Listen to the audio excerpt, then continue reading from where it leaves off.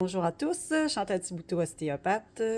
Donc, je vous en fais plusieurs dans la même journée, donc je vais être habillée tout le temps de la même façon pour les prochaines semaines.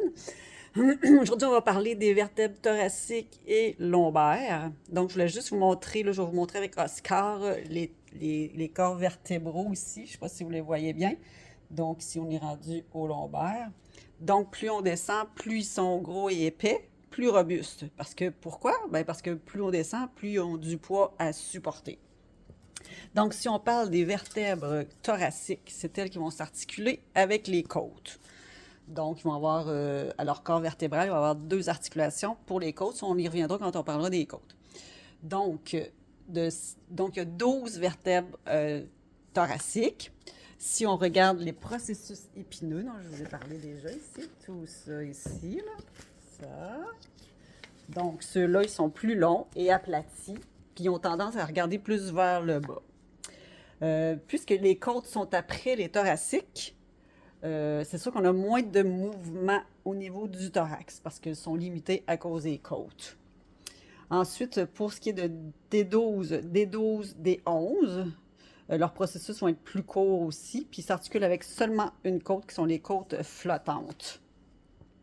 Ensuite, on a aussi les vertèbres lombaires, celles que je vous ai montrées à la fin, là, qui étaient plus grosses et plus épais. Eux autres, ils ont des processus courts et épais. Voilà, ici, les autres sont ici, les processus. Ici, ici, ici. En tout cas, j'espère que vous voyez bien. Sinon, ben, il y a toujours les internets, bien entendu. Probablement qu'ils sont plus courts et épais aussi. Plus épais, probablement parce que les ligaments travaillent fort aussi pour les tenir, pour pas qu'on fasse des trop grands mouvements.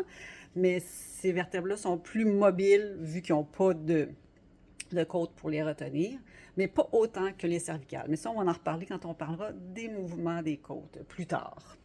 Les côtes aussi, pas des côtes, les mouvements des vertèbres en général. Et les côtes, on va aussi en parler à part dans un sujet prochainement. Alors, je pense que j'ai pas mal tout dit. Il n'y a pas grand-chose à dire là-dessus. Eux autres, ils n'ont pas de trous dans les processus transverses comme dans les cervicales.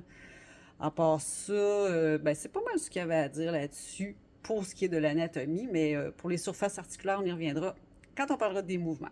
Alors voilà, pour aujourd'hui, j'ai réussi à faire ça en bas de 3 minutes. Donc, si vous avez besoin d'ostéopathe, dans la comté de Portneuf, vous pouvez aller sur Go Rendez-vous et me trouver sur la rubrique ostéopathe.